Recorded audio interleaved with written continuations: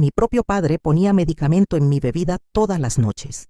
Yo tenía apenas 14 años cuando descubrí el verdadero motivo.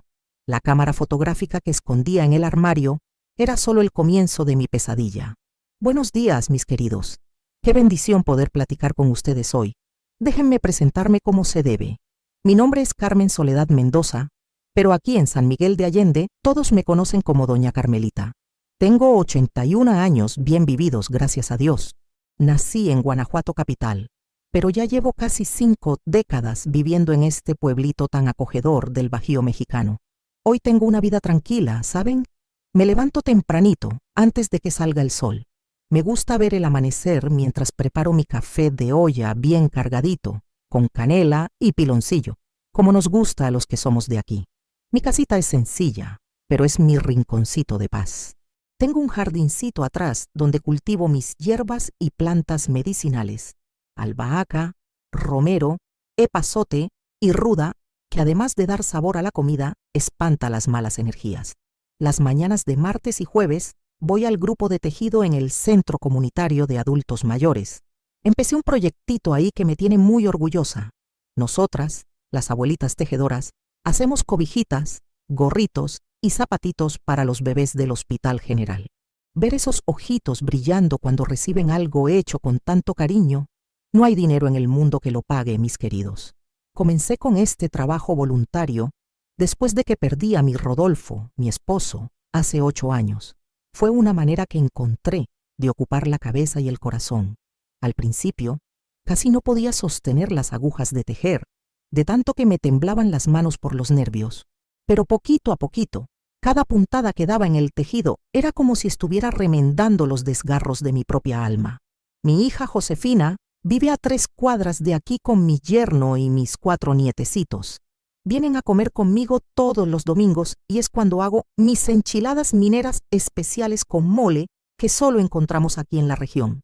La pequeña Lupita, mi nieta de 9 años, siempre dice que quiere aprender todos los secretos de la cocina de su abuelita.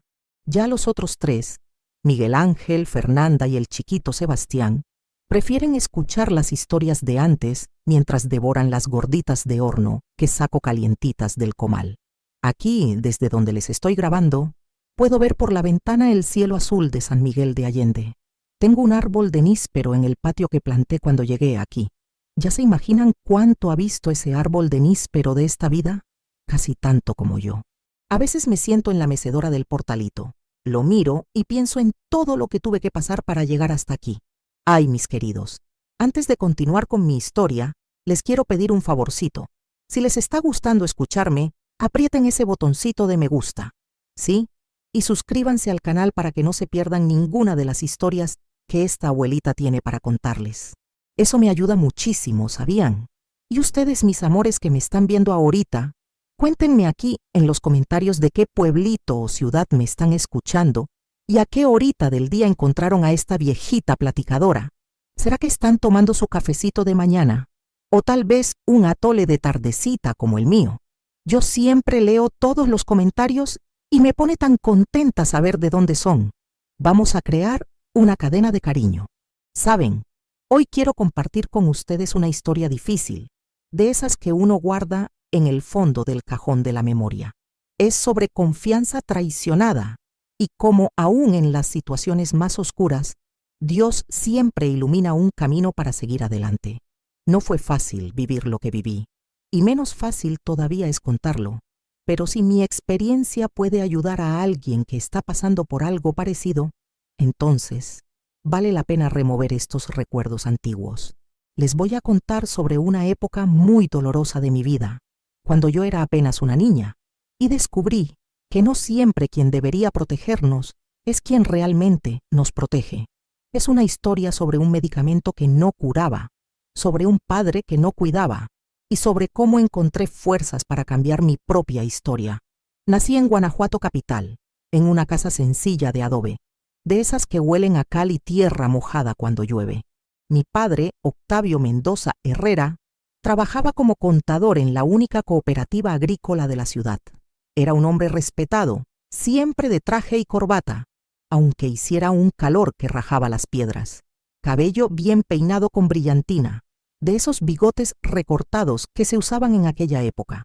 Tenía ese tipo de postura tiesa que hacía que toda la gente pensara que era más alto de lo que realmente era. Hablaba poco, pero cuando hablaba, todos se callaban para escuchar.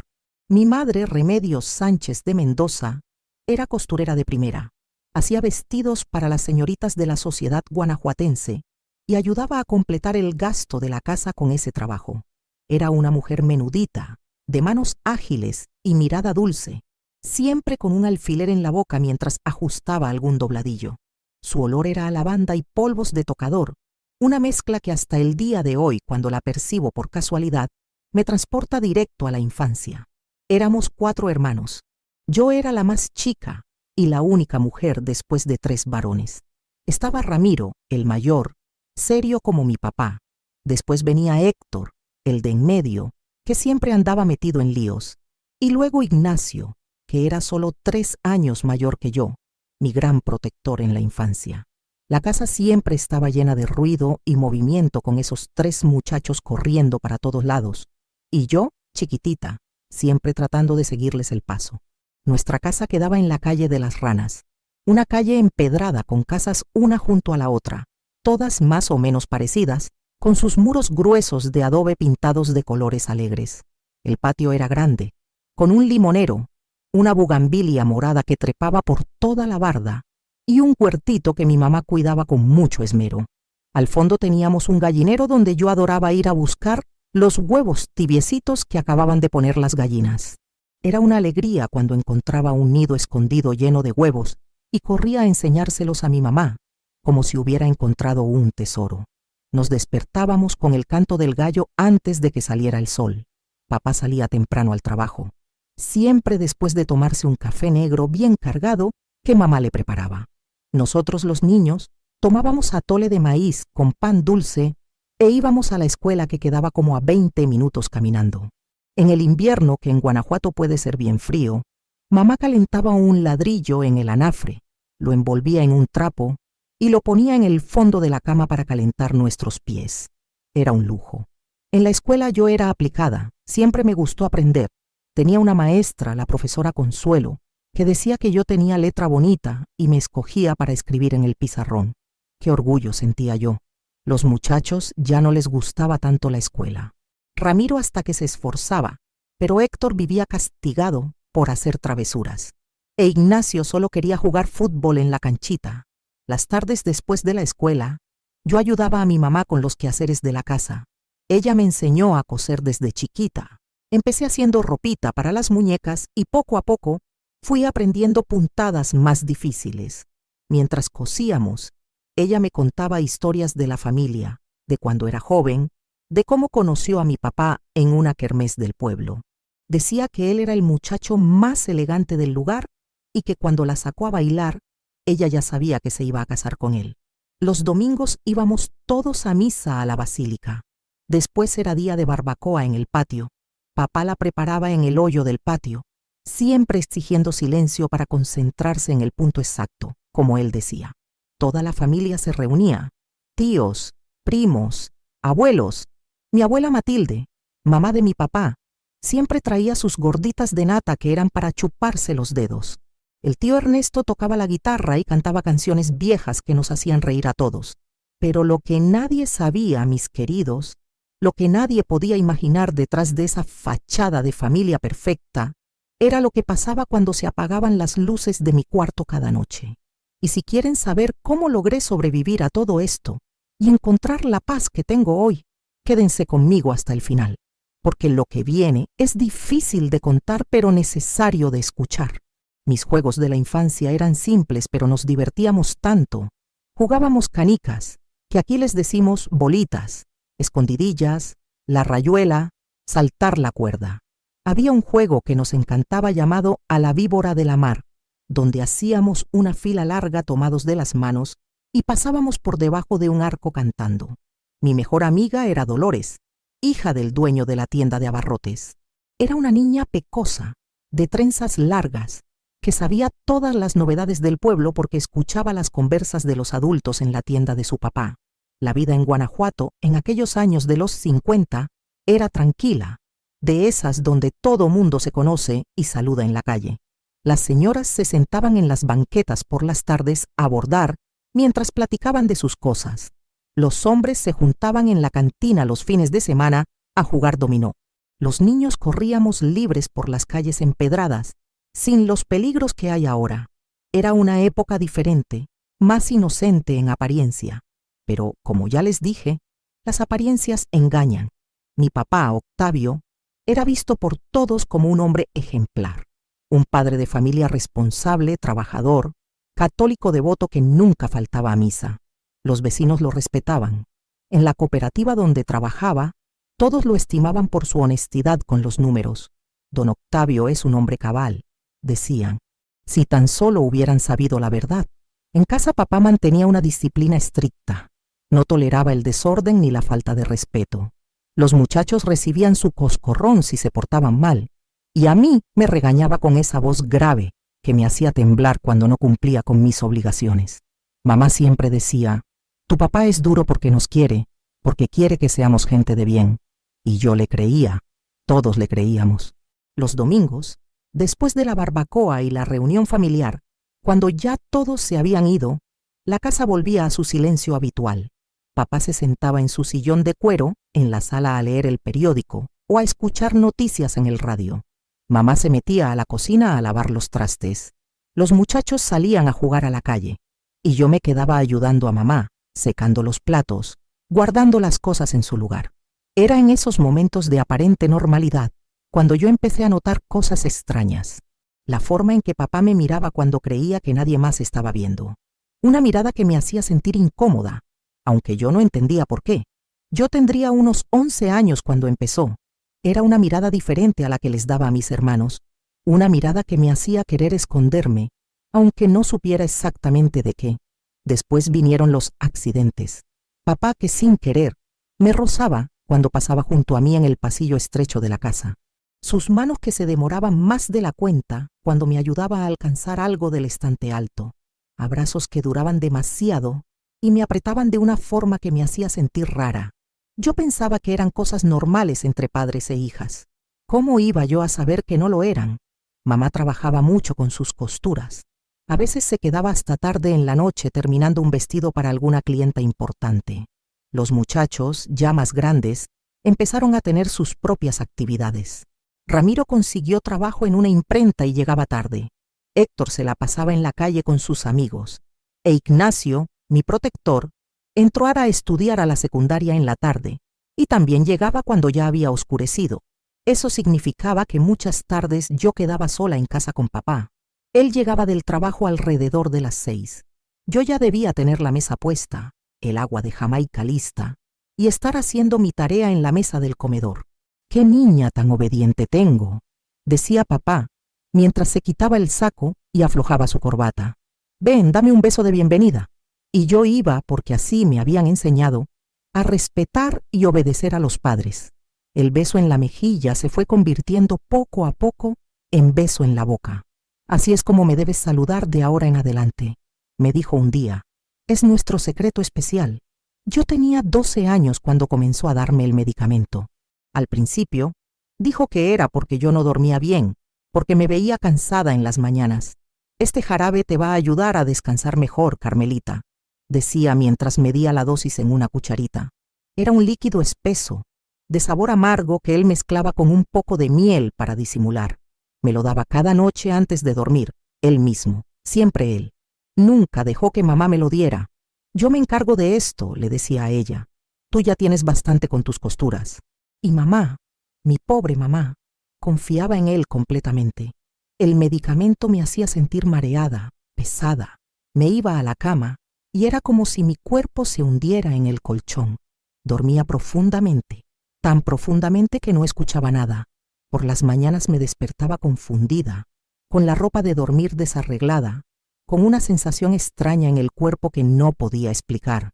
A veces encontraba moretones en mis brazos, en mis piernas, y no recordaba haberme golpeado. Te mueves mucho cuando duermes, decía papá si yo preguntaba. Por eso necesitas el medicamento para que descanses tranquila. Pasaron meses así. Yo vivía en una especie de neblina, entre estar despierta y estar dormida. Mis calificaciones en la escuela empezaron a bajar. La profesora Consuelo me preguntó si todo estaba bien en casa. Sí, maestra, le respondí, porque ¿qué más podía decir? Yo misma no entendía qué estaba mal. Una noche, fingí tomar el medicamento.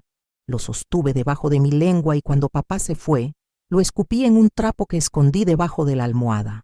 Mi corazón latía tan fuerte que pensé que se iba a salir de mi pecho. No sabía por qué lo hacía.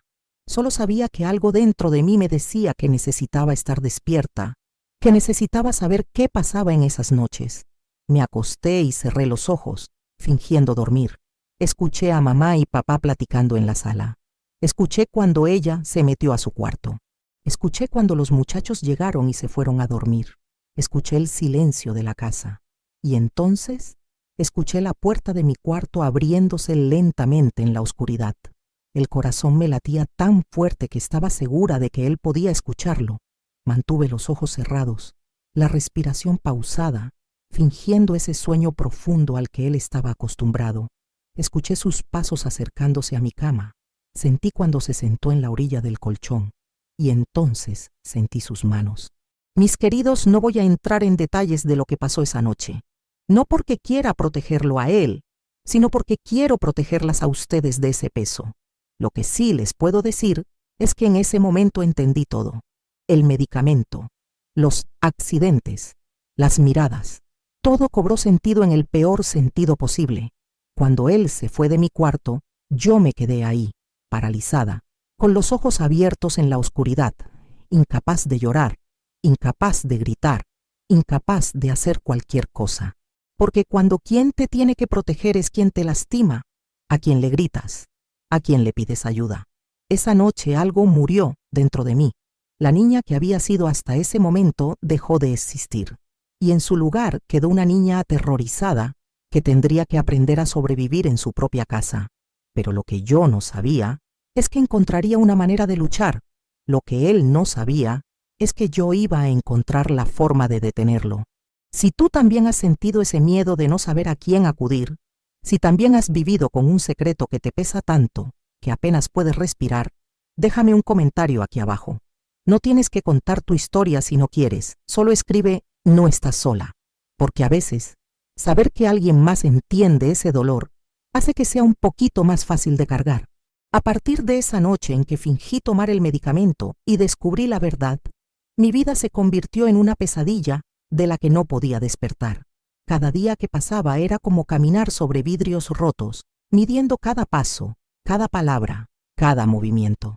La casa que antes me parecía un refugio se transformó en una prisión donde el carcelero era el hombre al que yo debía llamar papá.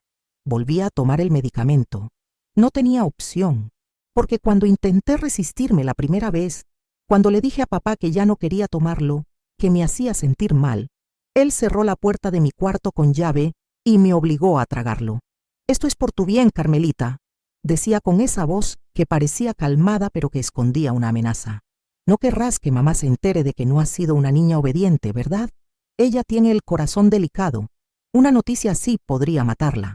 Y así empezó el chantaje emocional que me mantendría callada por años. Yo tenía 13 años y el mundo entero parecía haberse vuelto más oscuro, como si alguien hubiera apagado el sol solo para mí. Seguía yendo a la escuela, seguía haciendo mis tareas, seguía ayudando a mamá con los quehaceres, pero era como si estuviera actuando en una obra de teatro, representando el papel de la hija perfecta, mientras por dentro me estaba desmoronando. Mi amiga Dolores notó el cambio. «¿Por qué ya no sonríes como antes?», me preguntó un día mientras jugábamos en el patio de la escuela. ¿Pasó algo malo? Yo negué con la cabeza, forzando una sonrisa. «Estoy bien, solo un poco cansada». ¿Cómo le iba a explicar lo que estaba viviendo si ni siquiera yo encontraba las palabras para describirlo? Las noches se volvieron mi peor enemigo. Cada vez que el sol se ponía, sentía que un nudo se apretaba en mi estómago. La hora de la cena era un martirio. Tenía que sentarme en la mesa con toda la familia, fingir que todo estaba bien, mientras papá me miraba con esa sonrisa que solo yo podía descifrar. «¿Verdad que tu papá te cuida mucho, Carmelita?», decía mamá mientras servía los frijoles. «Eres muy afortunada de tener un padre tan dedicado». Y yo asentía. tragándome las palabras que querían salir gritando. Después de la cena venía el momento del medicamento. Papá lo preparaba con un ritual que nunca variaba. Sacaba el frasco del gabinete de la cocina, medía exactamente la dosis, lo mezclaba con miel y me lo daba frente a todos. Para que mi princesa descanse bien, decía. Los muchachos ni siquiera prestaban atención, ocupados en sus propias conversaciones. Mamá sonreía, agradecida de tener un esposo tan atento con su única hija. Yo tomaba el jarabe y sentía cómo el líquido amargo bajaba por mi garganta, sabiendo lo que vendría después, sabiendo que en una hora estaría tan dormida que no podría defenderme, sabiendo que despertaría en la mañana con esa sensación de suciedad que ningún baño podía quitar. Empecé a cambiar físicamente. Perdí peso porque ya no podía comer. La sola idea de la comida me revolvía el estómago. Mamá se preocupó. «Estás muy flaquita, mija. ¿No te estará haciendo daño ese medicamento?» Pero papá la tranquilizaba con su voz segura. «Es normal, Remedios. Las niñas a esta edad pasan por cambios. Ya verás que pronto se le quita». Y mamá le creía. Siempre le creía. En la escuela, mis calificaciones cayeron en picada. La profesora Consuelo me citó después de clase un día. «Carmen Soledad, ¿qué te está pasando? Eras mi mejor alumna y ahora parece que no te puedes concentrar». Me miró fijamente, con esos ojos que parecían poder ver a través de las mentiras. «¿Hay algo que quieras contarme? ¿Algo que esté pasando en tu casa?» Por un momento, por un solo momento, estuve a punto de decírselo.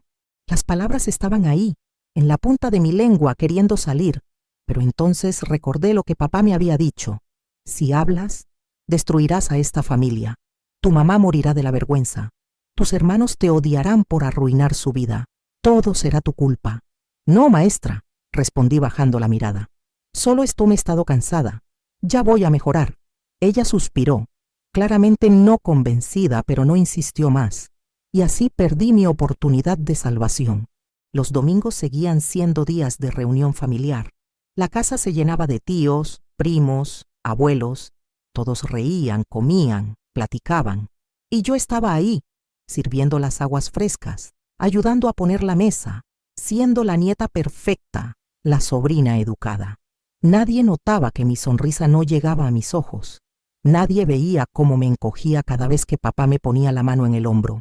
Nadie escuchaba los gritos silenciosos que daba por dentro. Mi abuela Matilde, la mamá de papá, me agarró un día apartada. «Niña, te veo muy pálida. ¿Estás comiendo bien?» Me acarició la mejilla con su mano arrugada y suave. Por un segundo sentí el impulso de abrazarla y contarle todo. Pero entonces vi a papá mirándome desde el otro lado del patio y ese momento pasó. «Sí, abuelita, estoy bien, no se preocupe». Ella me dio un beso en la frente y se fue. Nunca sabría lo cerca que estuvo de descubrir la verdad.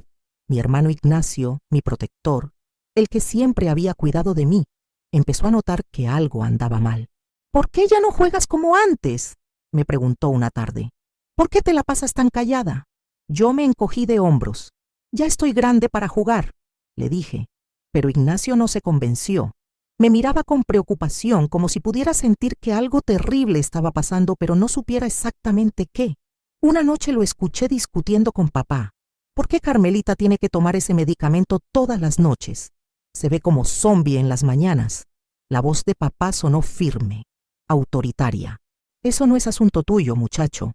Yo sé lo que es mejor para mi hija. Mejor preocúpate por tus estudios y deja de meterte en lo que no te importa». Ignacio no volvió a preguntar. Así funcionaba nuestra casa. Papá daba órdenes y todos obedecíamos. Cumplí 14 años en febrero. Mamá me hizo un pastel de 3 leches, mi favorito. Toda la familia cantó las mañanitas. Me regalaron una blusa nueva que mamá había cosido especialmente para mí, con encajes en el cuello y mangas de globo. «Ya eres toda una señorita», decía la tía Graciela. «Pronto tendrás novio y nos dejarás a todos». La sola idea me revolvió el estómago. ¿Cómo iba yo a tener novio algún día? ¿Cómo iba a dejar que alguien más me tocara después de lo que estaba viviendo? Esa noche, después de que todos se fueron, papá me llevó a mi cuarto. «Feliz cumpleaños, princesa», me dijo mientras cerraba la puerta. Traía un paquete envuelto en papel de regalo. «Esto es para ti, pero es un regalo especial. No se lo puedes enseñar a nadie. Lo desenvolvió frente a mí. Era una cámara fotográfica, una Kodak Brownie, de esas que se usaban en aquella época. Mi corazón se detuvo. ¿Para qué es eso?, pregunté con voz temblorosa. Él sonrió, esa sonrisa que me helaba la sangre. Es para capturar momentos especiales entre tú y yo, nuestros momentos privados, para que cuando seas grande y te vayas de esta casa, nunca olvides lo especial que fue nuestra relación. Sentí que las piernas me temblaban. No quiero fotos, susurré. Su expresión cambió en un instante, de esa falsa dulzura a algo oscuro y amenazante. No es una petición, Carmelita, es una orden. Y si no cooperas, si haces escándalo, me aseguraré de que tu mamá sepa qué niña tan mala has sido. Le diré que tú me provocaste, que tú me seduciste. ¿A quién crees que le va a creer? ¿A su esposo respetable o a una adolescente mentirosa? Y ahí estaba, la trampa perfecta. Él me tenía exactamente donde quería. Esa noche tomé el medicamento y me fui a dormir llorando en silencio, con la cámara escondida debajo de mi cama, sabiendo que mi pesadilla acababa de volverse peor, porque ahora no solo tendría que vivir el horror cada noche, sino que ese horror quedaría capturado en imágenes que él podría usar en mi contra por el resto de mi vida. Pero lo que mi papá no sabía, lo que él no podía siquiera imaginar, es que esa cámara, ese instrumento de mi tormento, eventualmente se convertiría en la clave de mi libertad. Si alguna vez te han amenazado con que nadie te va a creer, si te han hecho sentir que tú tienes la culpa de algo que te hicieron, quiero que sepas que no estás sola. Comenta aquí abajo, merezco ser creída, porque esa frase, esas 3 palabras, pueden ser el primer paso para recuperar tu voz. Los meses que siguieron fueron los más oscuros de mi vida. La cámara se convirtió en un recordatorio constante de mi impotencia. Papá la guardaba en su armario, en una caja de zapatos vieja, junto con otras cosas que yo prefería no imaginar. Cada vez que sacaba esa caja, yo sabía lo que vendría. El medicamento, la oscuridad, el flash de la cámara atravesando mis párpados cerrados como relámpagos en medio de una tormenta. Yo rezaba todas las noches antes de dormirme. Diosito lindo, por favor, ayúdame. Por favor, haz que esto pare. Por favor, envía a alguien que me salve. Pero Dios parecía no escucharme. O tal vez sí me escuchaba, pero había decidido que mi sufrimiento era parte de algún plan divino que yo no podía entender. Eso era lo que nos enseñaban en el catecismo, ¿no? Que Dios tiene un propósito para todo, incluso para el dolor. Nuestra familia era muy católica. Nunca faltábamos a misa los domingos. Papá era parte del coro parroquial y mamá pertenecía a las Hijas de María, un grupo de señoras devotas que organizaban eventos para la iglesia. Yo había hecho mi primera comunión a los 8 años, vestida de blanco como una novia pequeñita, prometiendo ser pura y obediente ante Dios. Qué irónico, ¿verdad?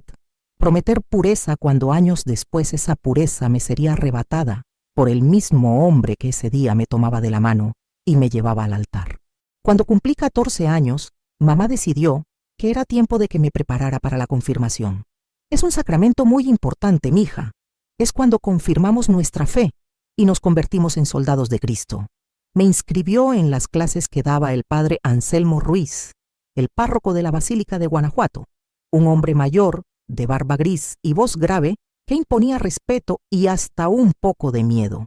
Las clases de catecismo eran los sábados por la tarde en la sacristía de la iglesia. Éramos como 20 muchachos, todos entre 13 y 15 años. El padre Anselmo nos enseñaba sobre los sacramentos, el pecado, la redención, la importancia de la obediencia a Dios y a nuestros padres. El 4.º mandamiento dice, honrarás a tu padre y a tu madre. Recitaba con voz solemne. Esto significa obedecerlos en todo, respetarlos siempre, nunca cuestionar su autoridad, porque los padres son los representantes de Dios en la tierra para sus hijos. Cada vez que escuchaba esas palabras, sentía que me ahogaba. ¿Honrar a mi padre? ¿Obedecerlo en todo? ¿Cómo podía Dios pedirme eso cuando mi padre me estaba destruyendo noche tras noche? Un sábado, después de la clase, me quedé sentada en la banca, incapaz de moverme. Los demás muchachos salieron corriendo, felices de que terminara la lección y pudieran irse a jugar. Pero yo me quedé ahí, mirando el crucifijo grande que colgaba detrás del altar. Cristo crucificado, sangrando, sufriendo. ¿Por qué permites esto?, le pregunté en silencio. ¿Por qué no me ayudas? El padre Anselmo se dio cuenta de que no me había ido.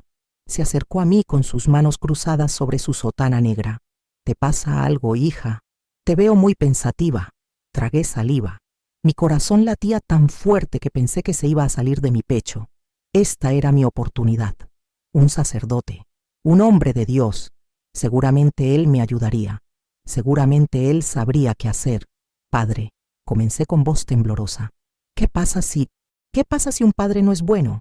¿Si hace cosas malas? El padre Anselmo frunció el ceño. ¿Cosas malas? ¿Cómo qué, hija? Yo busqué las palabras, pero era tan difícil. ¿Cómo se describe lo indescriptible? ¿Cómo se nombra lo innombrable? Sí, si un padre lastima a su hija, no con golpes, sino de otra forma. El padre se puso rígido. Su expresión cambió.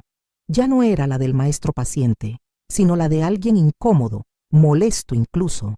Hija, cuidado con lo que dices. Acusar a tu padre de algo así es un pecado gravísimo. Es faltar al cuarto mandamiento. Además, los pensamientos impuros vienen del demonio. Las jovencitas a tu edad empiezan a tener ideas confusas, fantasías que no son reales. Eso es parte de las tentaciones de Satanás. Me quedé helada. Pero padre, yo no estoy... Basta, me interrumpió levantando la mano. No quiero escuchar más. Ve a confesarte. Dile al padre que estás en el confesionario, que has tenido pensamientos impuros sobre tu padre. Reza 10 rosarios como penitencia y pídele perdón a Dios por difamar a tu progenitor. Y no vuelvas a hablar de esto con nadie. ¿Me entiendes? Estas cosas pueden arruinar la reputación de una familia. Tu mamá es una mujer muy devota.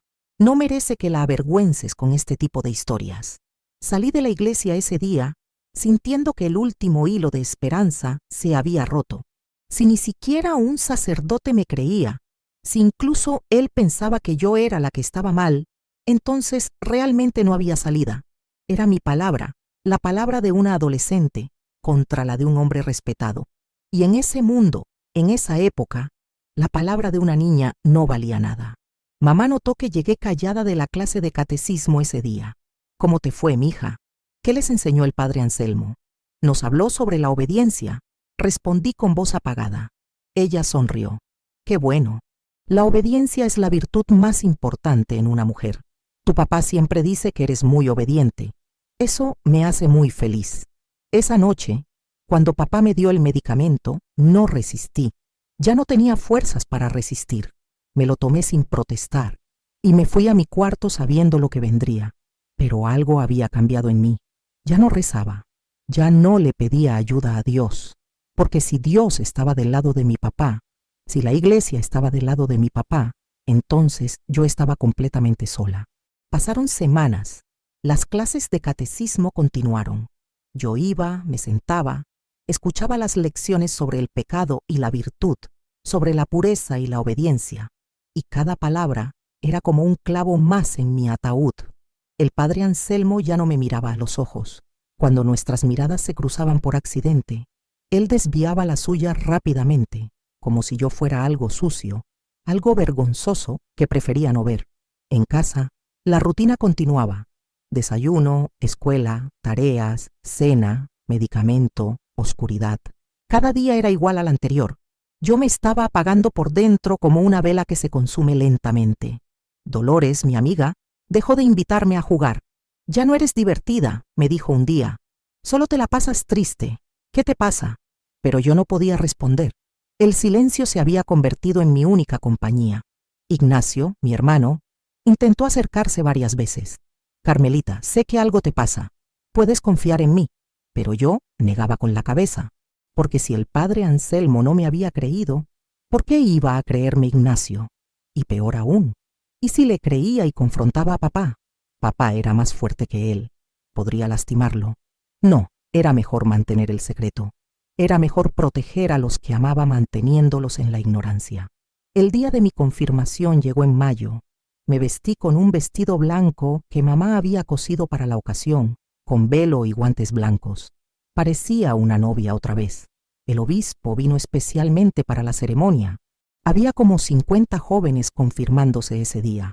La iglesia estaba llena de familias orgullosas, de fotografías, de sonrisas. Cuando me tocó mi turno, me arrodillé frente al obispo. Él puso su mano sobre mi cabeza y pronunció las palabras sagradas en latín. Accipe signaculum doni Spiritus Sancti. Recibe el sello del don del Espíritu Santo. Me hizo la señal de la cruz en la frente con el óleo sagrado. Y yo sentí nada, absolutamente nada. Ninguna presencia divina, ningún consuelo espiritual, ninguna gracia especial. Solo el peso de esa mano sobre mi cabeza, recordándome todas las manos que me habían tocado sin mi permiso. Después de la ceremonia hubo una fiesta en casa. Tíos, primos, vecinos, amigos de la familia. Todos me felicitaban. Ya eres toda una mujer en Cristo, decían. Ahora tienes que ser aún más pura, aún más obediente. Papá estaba tan orgulloso. Le tomó fotos conmigo, abrazándome, sonriendo para la cámara. Y nadie, absolutamente nadie, podía ver la ironía cruel de ese momento. La tía Graciela, hermana de mamá, me llevó aparte ese día. Carmelita, te veo muy delgadita y pálida. ¿Estás comiendo bien? Yo asentí mecánicamente. Sí, tía. Ella me miró con preocupación. ¿Y cómo te va en la escuela? Tu mamá dice que tus calificaciones han bajado. Me encogí de hombros. Es que las clases están más difíciles. Ella suspiró. Bueno, si algún día necesitas platicar con alguien, aquí estoy. A veces las muchachitas de tu edad tienen problemas que no quieren contarle a sus papás. Por un momento, por un brevísimo momento, consideré contarle, pero entonces vi a papá mirándonos desde el otro lado del patio y recordé lo que había pasado con el padre Anselmo. Y el momento pasó. Gracias, tía. Estoy bien, de verdad. Ella me dio un beso en la mejilla y se fue. Otra oportunidad perdida. Otra posible salvadora que se alejaba sin saber que me estaba dejando atrás en el infierno. Esa noche, después de que todos se fueron, papá entró a mi cuarto con la cámara. Hoy es un día especial. Mi niña se confirmó. Tenemos que celebrarlo. Y ahí, con mi vestido blanco de confirmación todavía puesto, con el olor del óleo sagrado aún en mi frente, él tomó las fotos más profanas que se puedan imaginar. Cuando finalmente me dejó sola, me quité el vestido blanco y lo metí hasta el fondo del armario. Nunca lo volví a sacar. Años después, cuando me fui de esa casa para siempre, lo dejé ahí, colgado como un fantasma de lo que pudo haber sido mi inocencia. Pero lo que ni la iglesia ni mi familia sabían es que yo estaba empezando a planear mi escape. Porque cuando te quitan toda esperanza, cuando te empujan tan al fondo del pozo que ya no puedes caer más bajo, solo te quedan dos opciones: morir o luchar. Y yo, mis queridos, había decidido que no iba a morir. No le iba a dar ese gusto. Si la iglesia o alguien en quien confiabas te falló cuando más lo necesitabas, si te hicieron sentir que tú eras el problema cuando en realidad eras la víctima, te pido que escribas en los comentarios "En mi dolor es real", porque validar tu experiencia es el primer paso para sanar. Tu dolor cuenta, tu historia importa y mereces ser escuchada. Después de que el padre Anselmo me rechazó, algo dentro de mí cambió. No fue un cambio grande y dramático, sino algo pequeño pero importante. Una chispita de rabia que empezó a arder en medio de todo ese miedo. Porque si Dios no iba a ayudarme, si la iglesia no iba a protegerme, entonces tendría que encontrar la manera de salvarme yo sola. Pero papá era inteligente, muy inteligente. Y él sabía exactamente cómo mantenerme atrapada no solo físicamente, sino mentalmente. El control que ejercía sobre mí iba mucho más allá del medicamento y la puerta cerrada. Era un control que se metía en mi cabeza, que envenenaba cada uno de mis pensamientos. «Nadie te va a creer, Carmelita», me decía después de darme el jarabe cada noche. «Yo soy un hombre respetado. Trabajo honestamente, voy a misa, mantengo a esta familia. ¿Y tú? Eres solo una niña con mucha imaginación». Se sentaba en la orilla de mi cama, mientras el medicamento empezaba a hacer efecto. Además, si hablas, ¿qué crees que va a pasar? Tu mamá se va a morir del dolor. Tus hermanos van a perder a su padre. La familia se va a desintegrar. Todo por tu culpa. ¿Podrías vivir con esa culpa? Y yo me lo creía. Me creía cada palabra. Porque cuando alguien te repite algo una y otra vez, especialmente cuando eres joven y vulnerable, eventualmente lo aceptas como verdad. Empecé a pensar que tal vez sí era mi culpa de alguna forma. Tal vez yo había hecho algo para provocarlo. Tal vez había algo malo en mí que hacía que esto pasara. Papá también usaba la religión como arma. Dios nos perdona a todos si nos arrepentimos verdaderamente, me decía mientras guardaba la cámara en su caja. Esto que hacemos es solo entre tú y yo. Es nuestro secreto especial. Dios lo entiende porque sabe que yo te amo. Un padre puede amar a su hija de muchas formas diferentes. Torcía las enseñanzas de la iglesia para justificar lo injustificable. Y yo, que había crecido creyendo en esas enseñanzas, no sabía cómo rebatirlo. En las misas de los domingos, nos sentábamos todos juntos en la misma banca. Papá, mamá, mis 3 hermanos y yo. Cantábamos los himnos, rezábamos las oraciones, comulgábamos. Papá cantaba en el coro con esa voz grave que hacía que todos voltearan a verlo con admiración. ¡Qué hombre tan devoto!, comentaban las señoras. ¡Qué bendición tener un padre así! Durante la homilía, el padre Anselmo hablaba sobre el pecado, sobre la tentación, sobre la importancia de mantenernos puros. Y cada vez que lo hacía, me parecía que me miraba directamente a mí, como si yo fuera la pecadora, como si yo fuera la que necesitaba purificación. Empecé a sentir que llevaba mi culpa escrita en la frente, que todos podían verla aunque nadie decía nada. Un domingo el padre Anselmo dio una homilía sobre el perdón. Debemos perdonar 70 veces 7, decía citando las Escrituras. Debemos perdonar incluso las ofensas más graves, porque Dios nos perdona a nosotros, así debemos perdonar a los demás. Después de misa, papá me agarró del brazo cuando salíamos de la iglesia. ¿Escuchaste lo que dijo el padre? El perdón es muy importante, así que espero que me perdones por las veces que he sido duro contigo. Pero recuerda, todo lo que hago es porque te amo. Perdonarlo.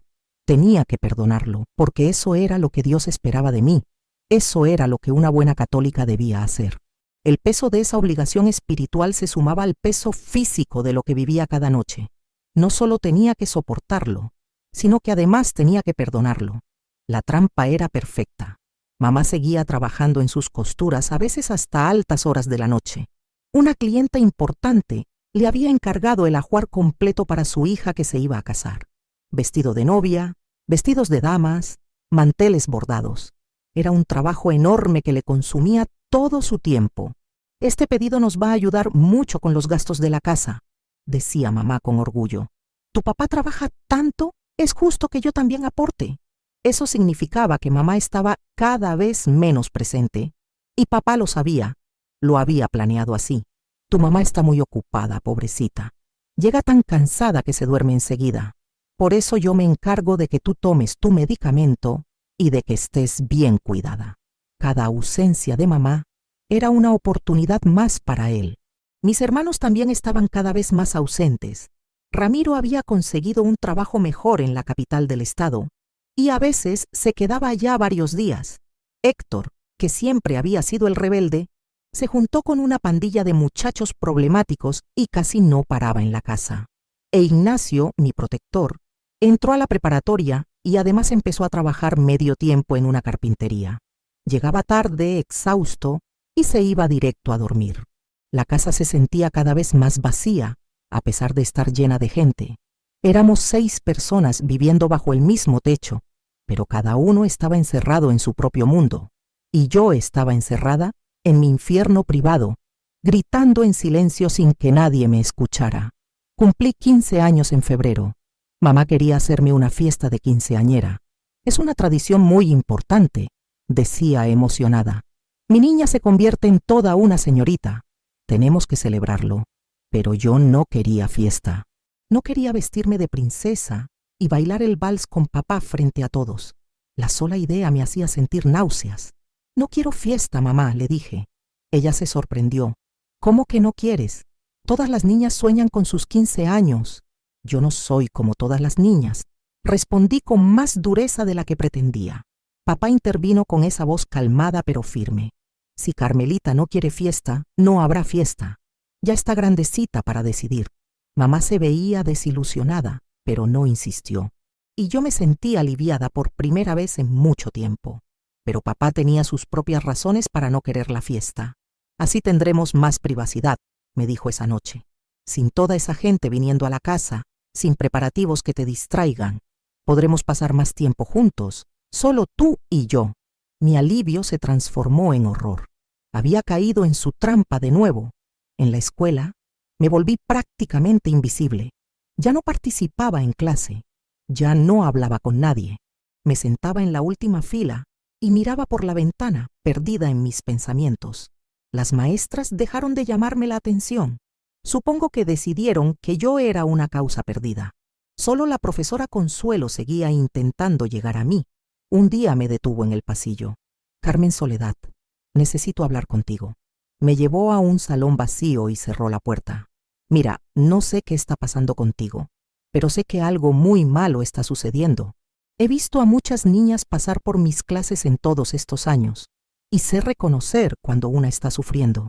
Mi corazón latía fuertemente. He hablado con las otras maestras, y todas están de acuerdo en que has cambiado drásticamente. Has perdido peso, tienes ojeras, tus calificaciones están por el suelo, y lo peor de todo es que has perdido esa luz que tenías en los ojos. Las lágrimas empezaron a rodar por mis mejillas sin que pudiera controlarlas. Ella se acercó y me puso una mano en el hombro. ¿Es algo en tu casa? ¿Alguien te está lastimando? Asentí con la cabeza, incapaz de hablar.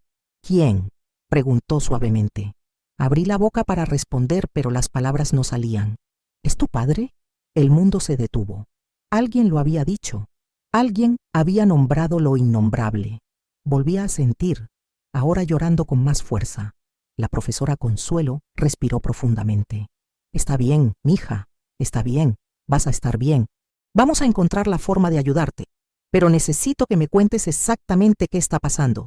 Necesito detalles para poder hacer algo. Y ahí, en ese salón vacío, por primera vez en 2 años, empecé a contar mi historia. No toda, no podía, pero sí lo suficiente. Le conté sobre el medicamento, sobre las noches, sobre cómo me sentía atrapada. Le conté sobre el padre Anselmo que no me creyó. Le conté sobre el miedo constante de que nadie me fuera a creer nunca. Ella me escuchó en silencio, con lágrimas en sus propios ojos. Cuando terminé, me abrazó fuertemente. Te creo. Quiero que sepas eso. Te creo completamente. Y vamos a hacer algo al respecto. Me explicó que como maestra tenía la obligación de reportar casos de abuso, que iba a hablar con el director de la escuela y que juntos decidirían los pasos a seguir. Por primera vez en muchísimo tiempo, sentí una pequeña chispa de esperanza. Alguien me había creído. Alguien iba a ayudarme. Tal vez, solo tal vez, esto finalmente iba a terminar. Pero esa misma tarde, cuando llegué a casa, papá me estaba esperando en la sala. Su expresión era diferente. Había algo peligroso en sus ojos. El director de la escuela me llamó a la oficina hoy, dijo con voz peligrosamente calmada. Me dijo que has estado diciendo cosas muy feas sobre mí, mentiras terribles que podrían arruinar mi reputación. Mi corazón se hundió. Me había traicionado. La profesora Consuelo, el director, todos me habían traicionado. En lugar de ayudarme, habían ido directo con mi abusador a preguntarle si era verdad, como si un abusador fuera a admitir sus crímenes, como si mi palabra valiera menos que la suya. Les expliqué que estás pasando por una etapa difícil, continuó papá, que has estado teniendo problemas de comportamiento en casa, que a veces las adolescentes inventan historias fantásticas para llamar la atención. Y me creyeron, Carmelita. Me creyeron a mí y no a ti. ¿Sabes por qué? Porque soy un hombre respetable y tú eres solo una niña problemática. Esa noche, el medicamento fue una dosis doble y yo me lo tomé sin resistirme porque ya no me quedaban fuerzas para luchar. Pero algo había cambiado. A pesar de la traición, a pesar de que el sistema me había fallado una vez más, ahora yo sabía algo importante. No estaba loca. No me lo estaba imaginando. La profesora Consuelo me había creído, aunque no hubiera podido ayudarme. Eso significaba que mi historia era creíble, que yo no era el monstruo que papá quería hacerme creer que era. Y esa pequeña verdad, ese pequeño rayo de luz en medio de tanta oscuridad, iba a ser lo que eventualmente me salvaría. Si alguien que debió protegerte terminó usando tu fe o tus creencias en tu contra, Si te hicieron sentir que tenías que perdonar lo imperdonable, necesito que escribas en los comentarios "Mi fe es mía", porque tu espiritualidad te pertenece solo a ti. Nadie tiene derecho a usarla como herramienta de manipulación. Tu relación con lo sagrado es tuya y de nadie más. Los días después de la traición del director fueron los más oscuros que había vivido hasta entonces. Papá no volvió a mencionar el incidente, pero su vigilancia sobre mí se intensificó. Ya no era solo el control nocturno. Ahora me vigilaba todo el tiempo. Revisaba mis cuadernos de la escuela, leía las cartas que me escribía Dolores, escuchaba mis conversaciones con mamá. Había perdido mi última oportunidad de escapar y él se aseguraba de que no tuviera otra. La profesora Consuelo me evitaba en la escuela. Cuando nuestras miradas se cruzaban, ella desviaba la vista rápidamente, con vergüenza en los ojos. Supongo que se sentía culpable por haber ido con el director en lugar de ir directamente a las autoridades. Pero su culpa no me devolvía mi libertad. Su culpa no detenía lo que pasaba cada noche en mi cuarto. Yo tenía 15 años y medio cuando empecé a planear mi verdadera estrategia de escape. No podía confiar en los adultos. No podía confiar en la iglesia. No podía confiar en el sistema. Entonces tendría que confiar en mí misma. Tenía que encontrar una manera de conseguir pruebas irrefutables de lo que estaba pasando, algo que nadie pudiera negar ni ignorar. Empecé a ahorrar cada centavo que caía en mis manos, las monedas que mamá me daba para comprar pan, el cambio que sobraba cuando iba al mercado, los pesos que los tíos me regalaban en mi cumpleaños. Lo guardaba todo en una cajita de metal que escondí debajo de una tabla suelta del piso de mi cuarto. Tardé meses, pero finalmente junté suficiente dinero para lo que necesitaba. Un sábado, mientras mamá y papá estaban en el tianguis comprando verduras, le dije a Ignacio que quería ir al centro a comprar unos hilos para bordar. Él me acompañó, como siempre hacía cuando yo salía sola. Pasamos por la tienda de Don Refugio, que vendía aparatos electrónicos usados. En el aparador había algo que llamó mi atención. Una grabadora pequeña de cassettes. Era vieja, de las que ya casi nadie usaba, porque estaban saliendo las nuevas, pero funcionaba. ¿Para qué quieres eso?, preguntó Ignacio extrañado. Es para grabar las clases en la escuela, mentí. La profesora habla muy rápido y no me da tiempo de apuntar todo. Él se encogió de hombros. Entramos y regateé con Don Refugio hasta que me la dejó en un precio que podía pagar. También compré 3 cassettes vírgenes. Ignacio cargó la bolsa sin sospechar que acababa de ayudarme a conseguir mi arma de libertad. Esa noche, después de que todos se durmieron, saqué la grabadora de su escondite debajo de mi colchón. La examiné con manos temblorosas. Era pequeña, del tamaño de un libro, con un micrófono incorporado. Practiqué encendiéndola y apagándola sin hacer ruido. Tenía que ser perfecta cuando llegara el momento. No podría haber errores. Durante las siguientes semanas, empecé a fingir que el medicamento no me hacía tanto efecto. Me lo tomaba, pero inmediatamente después me metía los dedos en la garganta en el baño y lo vomitaba. Era arriesgado. Si papá me descubría, no quería ni imaginar las consecuencias, pero necesitaba estar consciente. Necesitaba estar despierta para capturar la evidencia. La primera vez que intenté grabar fue un desastre. Mis manos temblaban tanto que tiré la grabadora al piso. El ruido despertó a papá en medio de su visita nocturna. ¿Qué fue eso?, preguntó alarmado. Nada, solo mi zapato que se cayó. Mentí rápidamente. Él se fue rápido esa noche, asustado, y yo me quedé ahí, maldiciendo mi torpeza, pero no me rendí. La segunda vez fui más cuidadosa. Coloqué la grabadora debajo de mi almohada con el micrófono apuntando hacia afuera. Cuando escuché la puerta de mi cuarto abrirse, apreté el botón de grabar sin que él lo notara. Mi corazón latía tan fuerte que temí que la grabadora lo captara y arruinara todo, pero no. La grabadora hizo su trabajo en silencio. Esa noche, papá habló más que de costumbre. Tal vez porque creía que yo estaba profundamente dormida por el medicamento. Dijo cosas horribles, cosas que no voy a repetir aquí, pero lo importante es que quedaron grabadas. Su voz, sus palabras, su confesión involuntaria de lo que me estaba haciendo. Cuando se fue, me quedé inmóvil hasta estar segura de que no iba a regresar. Entonces, con manos temblorosas, rebobiné el cassette y apreté play bajito, apenas audible. Y ahí estaba, todo. su voz confesando sus crímenes. Llené 3 casetes en las siguientes semanas, 3 horas de evidencia irrefutable, pero ahora venía la parte difícil. ¿Qué iba a hacer con esas grabaciones? Ya había aprendido que no podía confiar en el director de la escuela. El padre Anselmo me había fallado. ¿A quién podía acudir? Necesitaba a alguien que no tuviera ninguna conexión con mi familia, alguien que no le debiera nada a papá. La respuesta llegó de la forma más inesperada. Un martes por la tarde, mientras regresaba de la escuela, vi un cartel pegado en la pared del Palacio Municipal. Era un anuncio del DIF, el Sistema para el Desarrollo Integral de la Familia. Decía: si conoces a un niño o niña en situación de maltrato o abuso, llama a esta línea. Tu llamada puede salvar una vida. Había un número de teléfono. Memoricé el número. Al día siguiente, durante el recreo, salí de la escuela sin permiso y caminé hasta el teléfono público que estaba a 2 cuadras. Marqué el número con manos temblorosas. Una voz de mujer respondió al otro lado: DIF Guanajuato, ¿en qué le podemos ayudar? Y ahí, parada en esa calle polvorienta, con el ruido de los carros pasando, con el sol pegándome en la espalda, conté mi historia por segunda vez. Esta vez no me cortaron. Esta vez me escucharon hasta el final. La mujer al otro lado de la línea se llamaba Guadalupe Méndez. Era trabajadora social y me creyó. ¿Tienes evidencia de lo que me estás contando?, preguntó con voz profesional pero amable. Sí, respondí.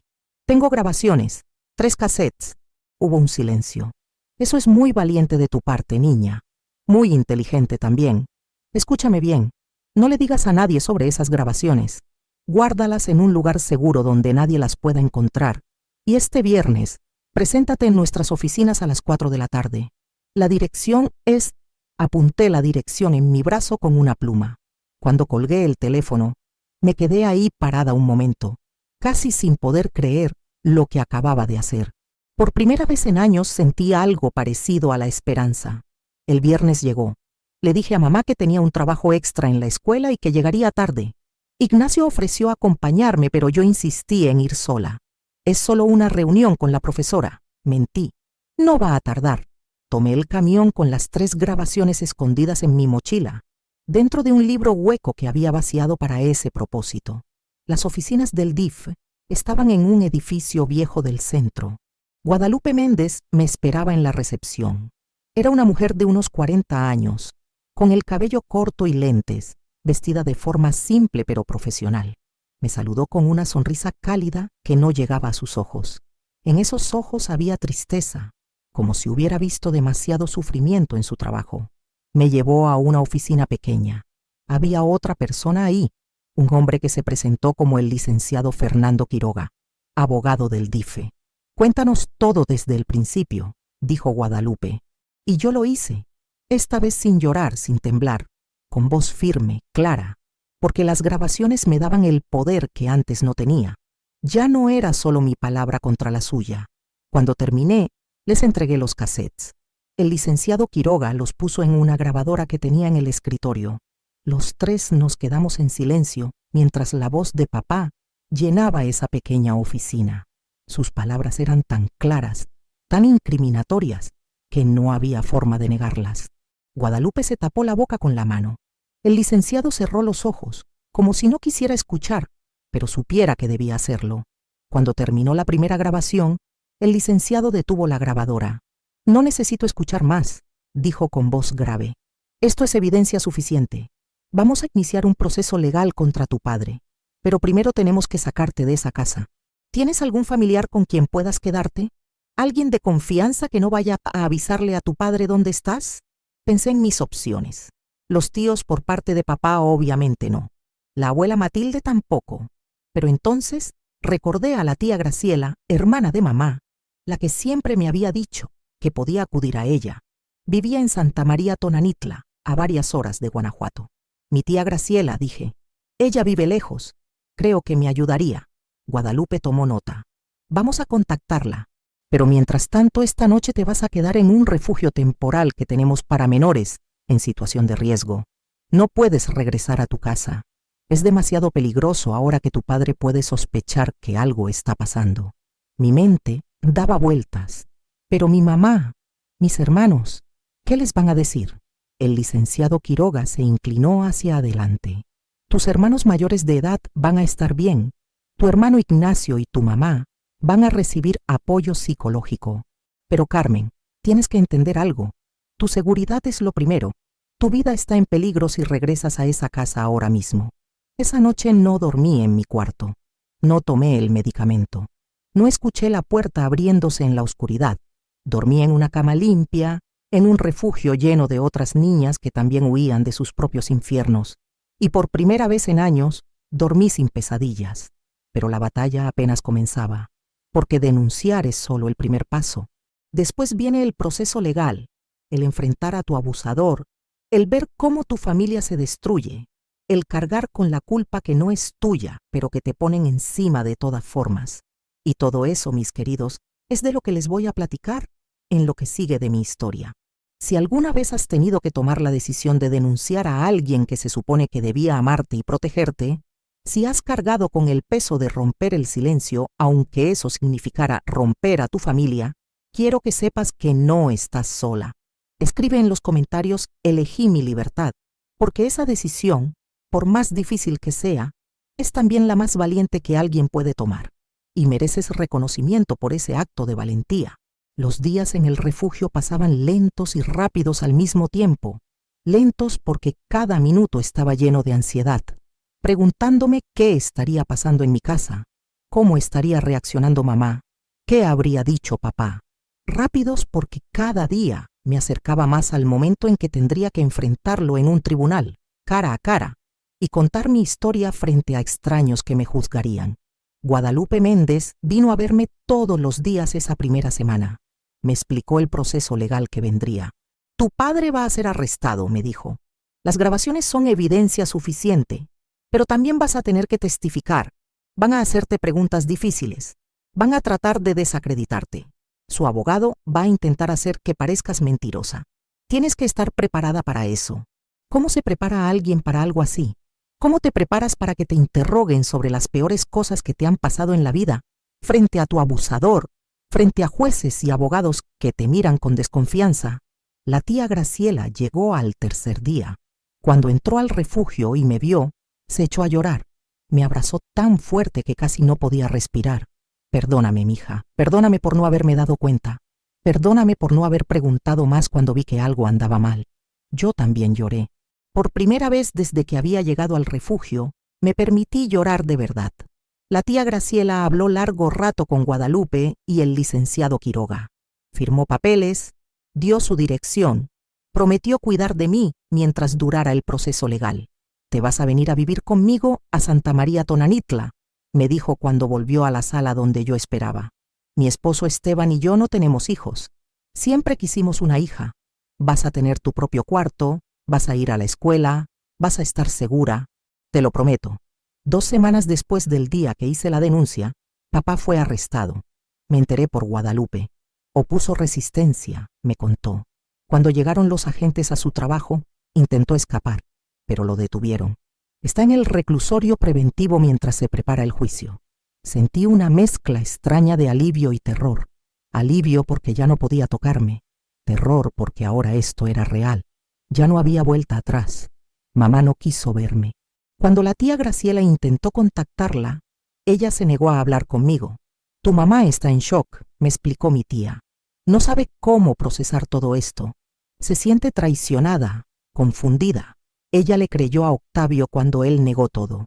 Dice que tú inventaste las grabaciones de alguna forma, que alguien te ayudó a falsificarlas. Dale tiempo. Eventualmente va a entender. Pero nunca entendió.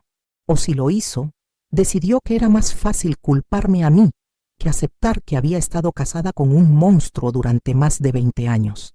Esa fue otra pérdida que tuve que llorar. No solo perdí a mi padre ese día, también perdí a mi madre. Mis hermanos reaccionaron diferente cada uno. Ramiro, el mayor, se puso del lado de papá. Tú arruinaste a esta familia, me dijo la única vez que hablamos por teléfono. Papá era un buen hombre. Todo esto es tu culpa. Héctor simplemente desapareció. Se fue de la casa y nadie supo de él por años. Creo que no podía enfrentar la realidad de lo que había pasado bajo el mismo techo donde él dormía. Pero Ignacio, Mi Ignacio sí me creyó. Vino a visitarme a Santa María Tonanitla un mes después de que me fui. Tenía los ojos rojos de tanto llorar. Perdóname, Carmelita. Perdóname por no haberme dado cuenta. Yo sabía que algo andaba mal contigo. Lo sabía, pero fui cobarde. No quise ver. Lo abracé y lloramos juntos. No es tu culpa, le dije. Nada de esto es tu culpa. Tú eras solo un niño también. Ignacio me contó lo que había pasado en casa después de mi partida. Mamá dejó de hablar casi por completo. Solo se sienta en su máquina de coser todo el día, pero ni siquiera cose. Solo se queda ahí mirando la pared. La abuela Matilde dice que tú eres una mentirosa, que el demonio te poseyó. Toda la familia de papá está furiosa contigo, pero yo sé la verdad. Escuché las grabaciones. El licenciado Quiroga me las mostró porque voy a testificar a tu favor en el juicio.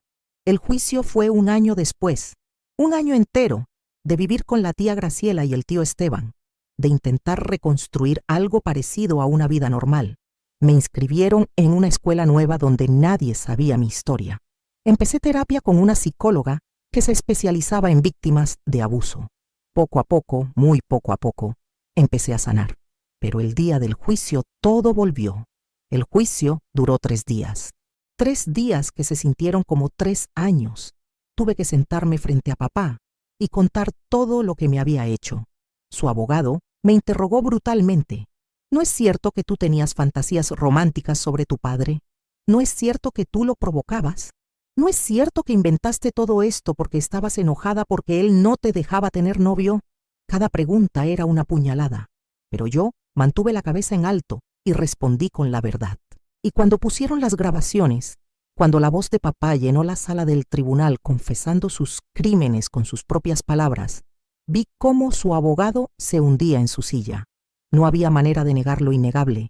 Papá fue sentenciado a 20 años de prisión. 20 años que nunca cumplió completos porque murió de un infarto 8 años después, en el reclusorio. Cuando me enteré de su muerte, no sentí nada, ni alivio ni tristeza, solo un vacío enorme. Después del juicio me quedé viviendo con la tía Graciela. Terminé la preparatoria en Santa María Tonanitla. La tía y el tío me trataban como a su propia hija. Me ayudaron a inscribirme en la escuela normal para estudiar pedagogía. Vas a ser una maestra maravillosa, decía la tía Graciela, porque sabes lo que es sufrir. Y eso te va a hacer más compasiva con los niños que necesiten ayuda. Tenía razón, me convertí en maestra. Y durante los 30 años que enseñé, salvé a más de una niña de situaciones similares a la mía. Aprendí a reconocer las señales, la mirada perdida, los cambios súbitos de comportamiento, las excusas constantes. Y cuando las veía, no cometía el error que cometieron conmigo. No iba con los padres primero, iba directamente con las autoridades. Fue en la normal donde conocí a Rodolfo. Él estudiaba para ser maestro también. Era un hombre dulce, de risa fácil y manos gentiles. Al principio le tenía miedo de que todos los hombres fueran como papá, pero Rodolfo fue paciente conmigo. Esperó años antes de que yo pudiera confiar en él completamente. Le conté mi historia antes de que nos casáramos. Necesitas saber quién soy y de dónde vengo, le dije. Necesitas saber que vengo rota y que tal vez nunca me pueda reparar completamente. Él me tomó las manos y me miró a los ojos. No estás rota, estás herida, y las heridas sanan. Déjame ser parte de tu sanación. Nos casamos cuando yo tenía 26 años. Fue una boda pequeña, íntima. Solo la tía Graciela, el tío Esteban, algunos amigos de la normal, e Ignacio, que vino desde Guanajuato para estar conmigo. Mamá no vino. Ni siquiera respondió a la invitación. Rodolfo y yo nos mudamos a San Miguel de Allende, donde los dos conseguimos trabajo en escuelas diferentes. Compramos una casita pequeña en la calle de las Rosas. Plantamos el árbol de níspero en el patio. Este árbol va a crecer junto con nuestra familia, dijo Rodolfo. Y así fue. Cuando descubrí que estaba embarazada, sentí una alegría inmensa mezclada con un terror paralizante. Rodolfo estaba eufórico. Vamos a ser papás. Pero yo no podía dejar de pensar. ¿Y si es niña? ¿Y si le pasa lo mismo que me pasó a mí? ¿Cómo voy a protegerla? ¿Cómo voy a asegurarme de que nunca sufra lo que yo sufrí? La ansiedad creció durante todo el embarazo. La psicóloga con la que todavía tenía sesiones me ayudó a procesar esos miedos. No todos los padres son abusadores, me recordaba. Rodolfo no es tu padre. Tú no eres tu madre. Ustedes van a romper ese ciclo. Pero el miedo no se iba. Cuando nació Josefina, cuando la pusieron en mis brazos por primera vez, miré su carita perfecta y lloré. Lloré por todo lo que había perdido. Lloré por la niña que fui y que nunca pudo tener una infancia segura. Y juré, ahí mismo en ese hospital, que mi hija nunca conocería ese miedo, que yo haría todo diferente, que ella crecería sabiendo que su cuerpo era suyo y de nadie más, que aprendería a decir no, que sabría reconocer cuando algo estaba mal y que siempre, siempre tendría a alguien que le creería. Los primeros años de vida de Josefina fueron hermosos pero también aterradores para mí. Cada vez que Rodolfo la cargaba, yo vigilaba. Cada vez que alguien se acercaba a ella, yo estaba alerta. La tía Graciela notó mi hipervigilancia. Mija, no puedes vivir así. No puedes dejar que el miedo controle tu vida de madre. Pero el miedo estaba ahí, siempre presente, como una sombra que no podía sacudir. Cuando Josefina cumplió 8 años, la edad en que empezaron mis propios problemas, mi ansiedad se disparó. Empecé a tener pesadillas de nuevo. Pesadillas donde yo era una niña otra vez, pero ahora era Josefina la que sufría. Despertaba gritando. Rodolfo me abrazaba. No está pasando, me decía. Nuestra hija está bien, está a salvo. Respira. Un día, Josefina llegó de la escuela llorando. ¿Qué pasó, mi amor? Pregunté con el corazón acelerado temiendo lo peor. El maestro de educación física me tocó el hombro y me dijo que lo había hecho bien en las carreras. Pero a mí no me gustó cómo me tocó. Se sintió raro. Mi corazón se detuvo. Esa misma tarde fui a la escuela. Hablé con el director. Investigaron al maestro. Resultó que había otras niñas que también se sentían incómodas con él. Lo despidieron antes de que las cosas pasaran a mayores. Y esa noche, abracé a Josefina y le dije, hiciste lo correcto al decirme, siempre que algo te haga sentir incómoda, aunque sea con un maestro, aunque sea con un familiar, aunque sea con cualquier persona, tú me lo dices, y yo siempre te voy a creer. Siempre. Ella me miró con esos ojos grandes y confiados. ¿Siempre, mami? Siempre, mi amor, siempre. Y en ese momento supe que había roto el ciclo. Mi hija nunca cargaría el silencio que yo cargué. Nunca se sentiría atrapada como yo me sentí, porque le había dado algo que a mí me quitaron. Su voz.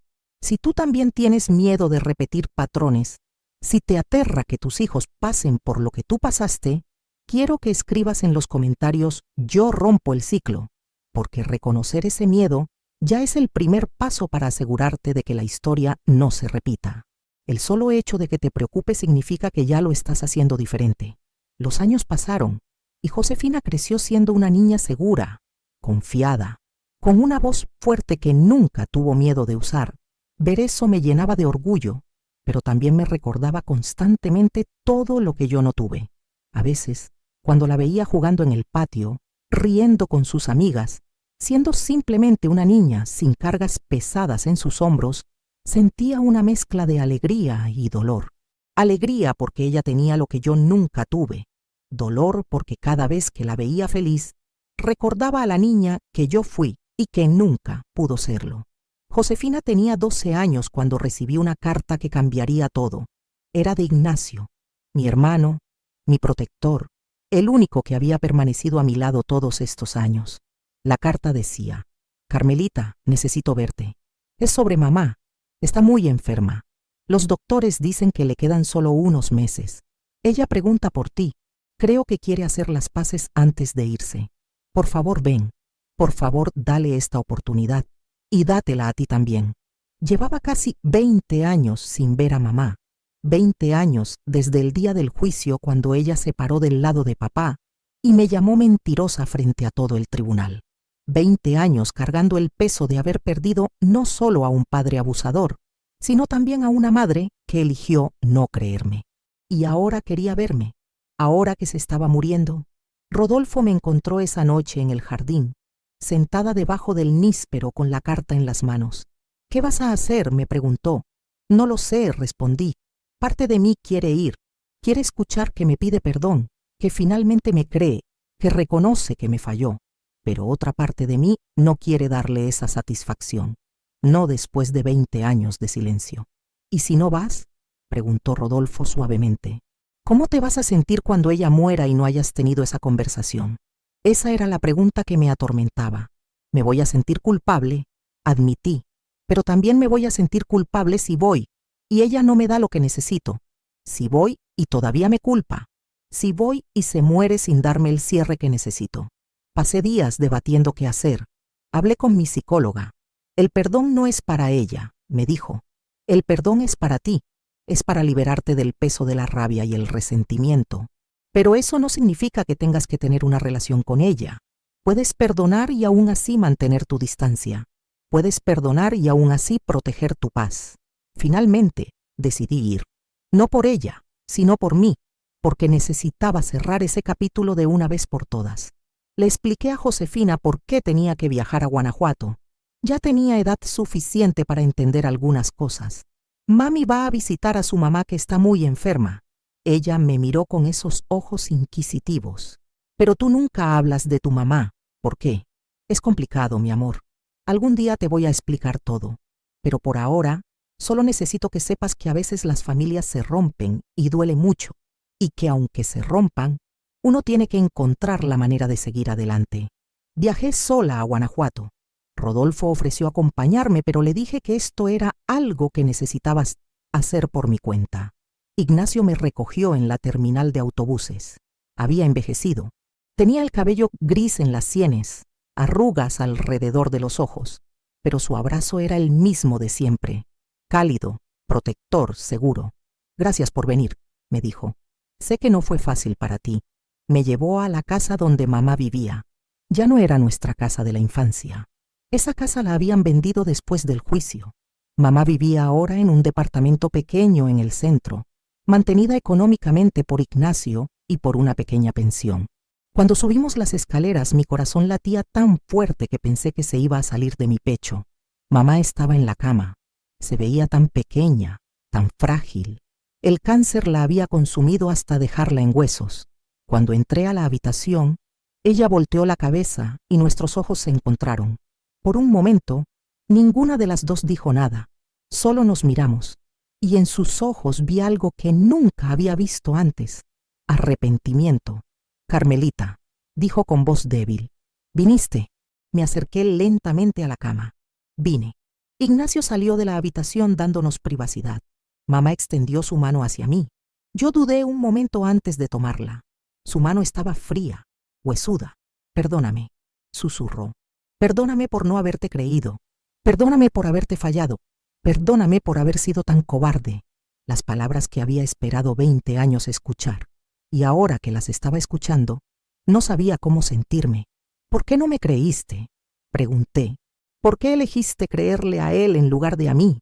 Las lágrimas rodaban por sus mejillas hundidas. Porque si te creía a ti, tenía que aceptar que había estado casada con un monstruo durante 20 años. Tenía que aceptar que había dormido junto a él todas esas noches mientras tú sufrías en el cuarto de al lado. Tenía que aceptar que fui una mala madre. Y no pude. Fue más fácil culparte a ti que enfrentar mi propia culpa. Al menos era honesta. ¿Sabes cuánto daño me hiciste?, le dije. No solo tuve que sobrevivir a lo que papá me hizo, también tuve que sobrevivir a tu rechazo, a saber que mi propia madre no me amaba lo suficiente como para protegerme. Ella sollozaba ahora. Sí te amaba, siempre te amé, pero ese amor estaba enfermo, estaba torcido. Dejé que mi miedo fuera más grande que mi amor, y eso nunca te lo voy a poder reparar. Pero necesito que sepas antes de morirme que sí te creo, que siempre supe en el fondo de mi corazón que decías la verdad, y que he cargado con esa culpa todos estos años, y me ha comido viva por dentro. Me quedé sentada junto a su cama durante horas. Hablamos de cosas que nunca habíamos hablado. Ella me contó sobre su propia infancia, sobre cómo había crecido en una época donde las mujeres no tenían voz, donde se les enseñaba a obedecer a los hombres sin cuestionar, donde el matrimonio era para toda la vida sin importar qué tan horrible fuera. No es excusa, dijo, pero ayúdase a entender por qué reaccioné como reaccioné. Fui producto de mi tiempo, pero eso no justifica que te haya fallado. Antes de irme le mostré fotos de Josefina. Esta es tu nieta, le dije. Tiene 12 años. Es inteligente, fuerte, segura de sí misma. Todo lo que yo no pude ser a su edad, porque yo me aseguré de romper el ciclo, de darle lo que tú no me diste. Mamá miró las fotos con ojos llorosos. Es hermosa. Se parece a ti cuando eras pequeña. Antes de que todo se rompiera. Ella nunca va a pasar por lo que yo pasé, le dije firmemente, porque yo aprendí de tus errores. Aprendí lo que no hay que hacer como madre. Mamá murió 3 semanas después. Ignacio me llamó para avisarme. Fui al funeral. Había poca gente. Algunos vecinos, un par de primas lejanas, Ignacio y yo. Ramiro no fue. Héctor tampoco. La familia Zamboni se había desintegrado completamente. Parada frente a su ataúd, sentí una mezcla de emociones que no puedo describir. Tristeza por la madre que pudo haber sido y nunca fue. Alivio de que finalmente pudimos tener esa conversación antes de que muriera. Y paz, extrañamente, paz de saber que ese capítulo finalmente estaba cerrado.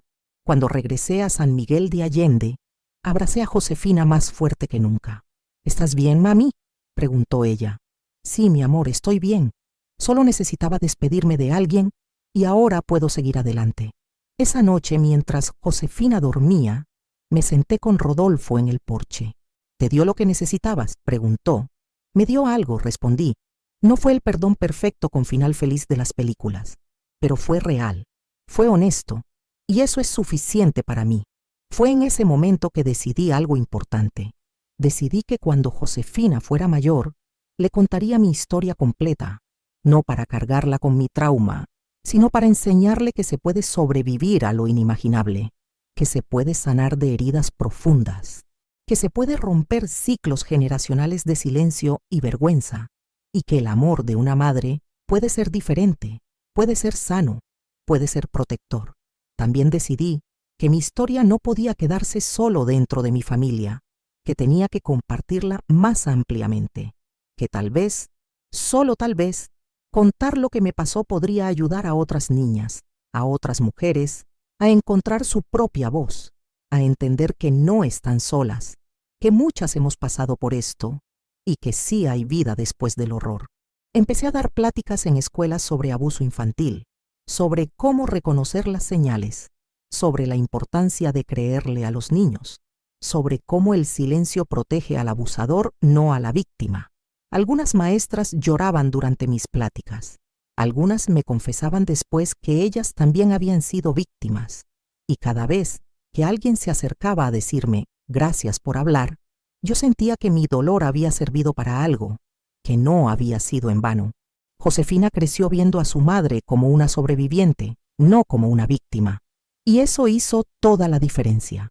Cuando ella cumplió 18 años, se lo conté todo, toda la historia. Sin filtros, sin suavizarlo. Lloró, me abrazó y me dijo, gracias por protegerme, gracias por hacer las cosas diferente, gracias por ser la mamá que tu mamá no pudo ser para ti. Y en ese momento supe que había ganado, que a pesar de todo el dolor, todo el sufrimiento, todo el trauma, había logrado algo hermoso. Había criado a una hija que nunca tendría que cargar lo que yo cargué. El verdadero momento de ruptura no fue cuando denuncié a papá, no fue cuando testifiqué en el juicio, no fue cuando mamá me pidió perdón en su lecho de muerte. El verdadero momento de ruptura fue cuando miré a mi hija a los ojos y vi en ella todo lo que yo pude haber sido si alguien me hubiera protegido. Ese fue el momento en que finalmente me liberé de las cadenas del pasado. Si tú también has tenido que tomar decisiones difíciles para proteger a los que amas, si has tenido que elegir entre mantener la paz familiar y hacer lo correcto, quiero que sepas que elegiste bien. Escribe en los comentarios, elegí proteger, porque proteger a los vulnerables, aunque eso signifique romper con tradiciones o enfrentar el rechazo familiar, siempre es la decisión correcta. Siempre. Los años que siguieron a la muerte de mamá fueron de transformación profunda.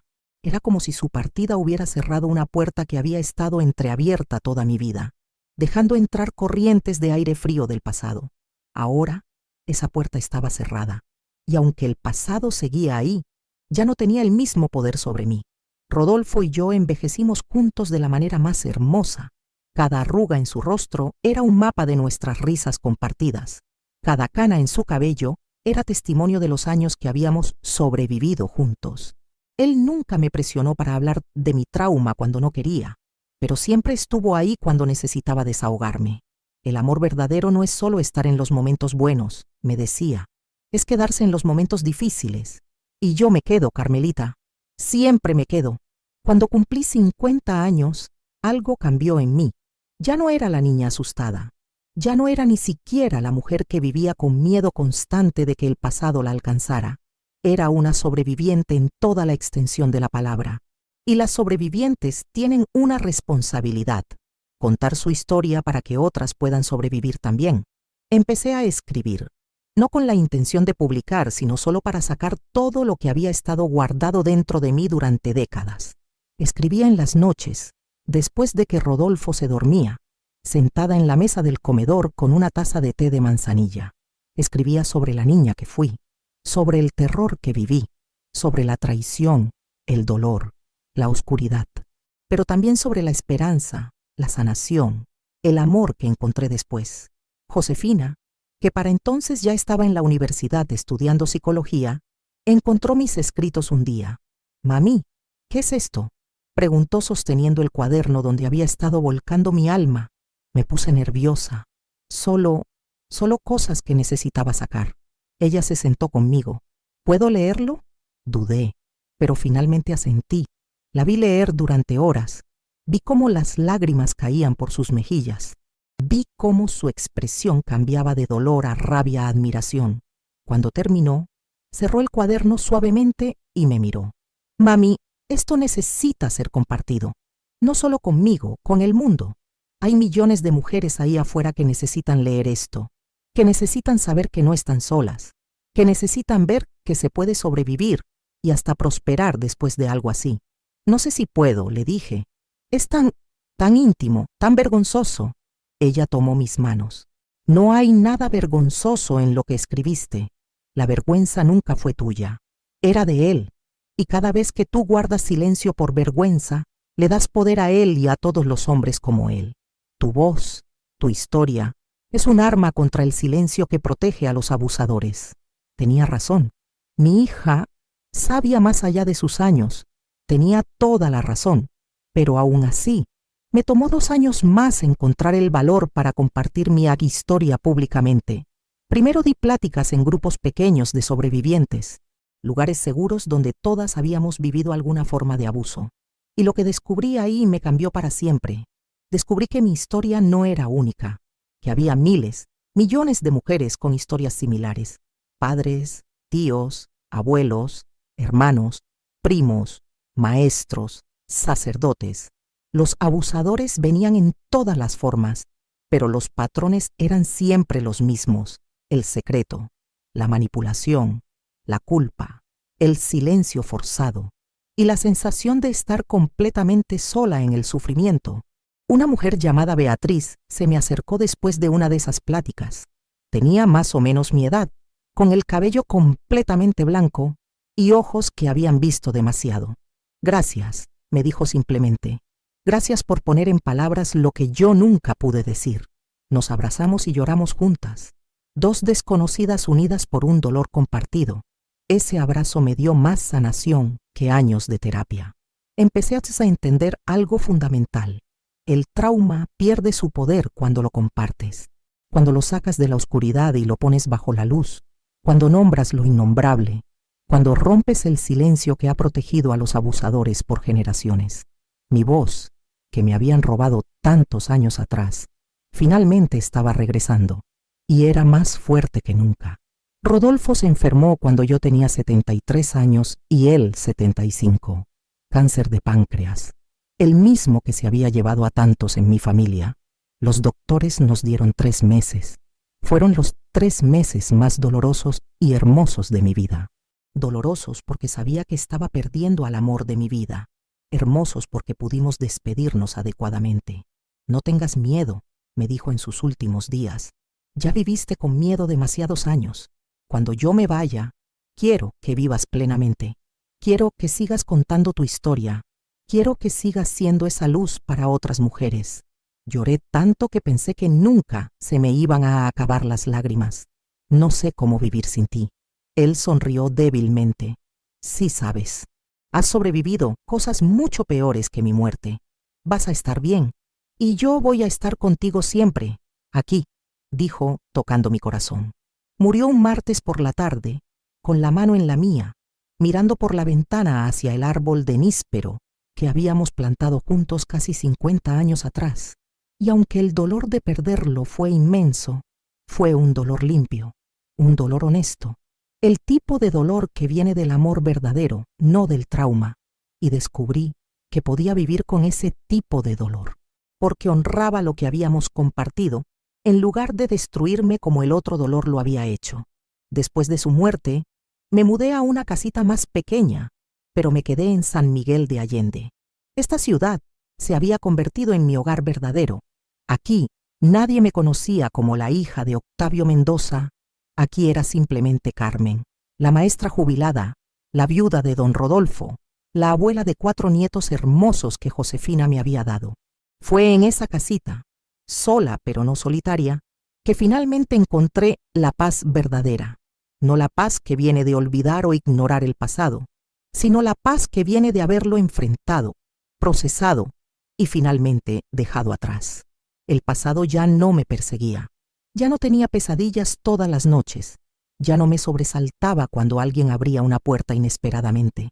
Ya no veía el rostro de papá en cada hombre mayor que pasaba. Empecé a ir a terapia de grupo para sobrevivientes de abuso. No como paciente esta vez, sino como facilitadora. Compartía mi historia y ayudaba a otras mujeres a encontrar sus propias voces. Vi a mujeres de 20, 30, 40, 50, 60 años, finalmente atreverse a hablar de lo que les había pasado décadas atrás. Vi el poder sanador de la comunidad, de no estar sola, de ser creída sin cuestionamientos, de ser abrazada sin juicios. Una tarde, una jovencita de apenas 16 años llamada Lupita llegó al grupo. Estaba pálida, delgada, con ojeras profundas. Se sentó en la última silla, encogida sobre sí misma como tratando de desaparecer. Cuando le tocó su turno de hablar, negó con la cabeza. No puedo, susurró. Si hablo, si lo digo en voz alta, entonces será real. Me acerqué a ella y me arrodillé frente a su silla. Ya es real, mija. Ya está pasando. Hablar no lo hace real. Hablar le quita el poder. Hablar es el primer paso hacia la libertad. Ella me miró con ojos llenos de lágrimas. Y entonces habló. Y su historia era tan parecida a la mía que fue como viajar en el tiempo, como verme a mí misma hace 60 años. La ayudamos a hacer la denuncia. La apoyamos durante el proceso legal. Su familia también la rechazó inicialmente, como me pasó a mí, pero esta vez era diferente. Esta vez había toda una red de mujeres para sostenerla, para decirle que le creíamos, para recordarle que no estaba sola. Y verla encontrar su fuerza, ver cómo se transformaba de víctima a sobreviviente, fue uno de los mayores regalos de mi vida. Me di cuenta de que toda mi vida, todo mi sufrimiento, había sido preparación para este momento, para poder estar aquí, en este grupo, ayudando a otras mujeres a encontrar su camino hacia la libertad. El dolor no había sido en vano, había servido para algo más grande que yo misma. Mi nieta Lupita, la hija de Josefina, que llevaba el nombre de mi madre, Remedios, pero que todos llamábamos por su segundo nombre para evitar confusiones, vino a visitarme un día. Tenía 15 años y estaba trabajando en un proyecto escolar sobre mujeres resilientes. Abuela, quiero hacer mi proyecto sobre ti, me dijo, sobre cómo sobreviviste a lo que sobreviviste, sobre cómo te convertiste en quien eres ahora. Le conté mi historia completa. Ya era suficientemente mayor para escucharla. Lloró, como lo había hecho su madre antes que ella, pero también me miró con una admiración que me hizo sentir incómoda. No soy una heroína, le dije. Solo soy una sobreviviente. Solo hice lo que tenía que hacer para seguir adelante. Eso es exactamente lo que te hace heroína, abuela, respondió. Seguiste adelante cuando hubiera sido más fácil rendirte. Construiste una vida hermosa sobre las ruinas de tu trauma. Rompiste el ciclo para que mamá y yo y mis hermanos pudiéramos crecer sin ese peso. Tenía razón. Había roto el ciclo. Y esa era mi mayor victoria. No sobrevivir al abuso, sino asegurarme de que se detuviera conmigo, de que ninguna de mis descendientes tuviera que cargar lo que yo cargué. Hoy, a mis 81 años, miro hacia atrás y veo una vida llena, no perfecta, marcada por el trauma, sí, pero también llena de amor, de propósito, de conexión, de significado. He sido amada profundamente. He criado a una hija extraordinaria. He sido abuela de 4 nietos maravillosos. He ayudado a incontables niños como maestra. He salvado a muchas niñas del mismo destino que yo viví y he encontrado paz. La libertad emocional no llegó de golpe. Fue un proceso lento, doloroso, de 2 pasos adelante y 1 atrás. Pero llegó. Y cuando finalmente llegó, fue más dulce de lo que jamás imaginé. Si tú también estás en ese camino hacia la libertad emocional, si estás sanando poco a poco de heridas que pensaste que nunca sanarían, quiero que escribas en los comentarios «Estoy sanando», porque reconocer que estás en el proceso de sanación ya es parte de la sanación misma. No tienes que estar completamente curada para celebrar cada paso que das hacia adelante. Cada pequeña victoria cuenta, y tú cuentas. Y aquí estoy ahora, mis queridos, sentada en mi casita de San Miguel de Allende, mirando por la ventana ese árbol de níspero que ha sido testigo de tantos años de mi vida. Han pasado más de 6 décadas desde aquellas noches terribles en Guanajuato. 6 décadas desde que era una niña de 14 años, atrapada en su propio hogar, drogada cada noche, fotografiada, violada por el hombre que debió protegerme más que nadie en este mundo. 66 años. Esa niña asustada que yo era se sentiría como una extraña si pudiera verme ahora. Porque esa niña pensaba que nunca iba a escapar. Pensaba que iba a morir en esa casa, en ese cuarto, bajo el peso de ese secreto. Pero aquí estoy, viva, libre, en paz. No les voy a mentir y decirles que todo ha sido fácil, que un día desperté y todo el dolor había desaparecido mágicamente. No funciona así. El trauma deja marcas permanentes. Hay cicatrices que nunca se borran completamente. Todavía hay días en que un olor, un sonido, una imagen en la televisión me transporta de regreso a ese cuarto oscuro. Todavía hay noches en que despierto con el corazón acelerado, sintiendo por un momento que tengo 14 años otra vez. Pero la diferencia es que ahora esos momentos pasan. Ya no me consumen, ya no me definen. Son parte de mi historia, pero no son toda mi historia. Porque mi historia también incluye a Rodolfo, mi esposo por casi 50 años, que me enseñó que el amor puede ser gentil y seguro. Incluye a Josefina, mi hija hermosa que creció sin miedo, con voz fuerte, rompiendo el ciclo que pudo haberla atrapado a ella también. Incluye a mis 4 nietos que me llenan de alegría cada vez que vienen a visitarme. Mi historia incluye a las docenas de niñas que salvé durante mis años como maestra. Esas que llegaban a mi salón con la misma mirada perdida que yo tuve una vez, a las que pude decirles «yo te creo» cuando nadie más lo hacía, a las que pude ayudar antes de que el daño fuera irreparable. Cada una de esas niñas es parte de mi sanación. Cada vida que pude cambiar le dio significado a mi propio sufrimiento. La semana pasada, una mujer de unos 50 años se acercó a mí después de una de mis pláticas en el centro comunitario. Tenía lágrimas en los ojos. «Usted fue mi maestra», me dijo. «Hace 30 años en la escuela primaria de San Miguel. Yo era una de esas niñas. Usted se dio cuenta de lo que mi padrastro me estaba haciendo. Usted hizo la denuncia. Usted me salvó». Me abrazó con tanta fuerza que casi no podía respirar. Y ahora soy trabajadora social.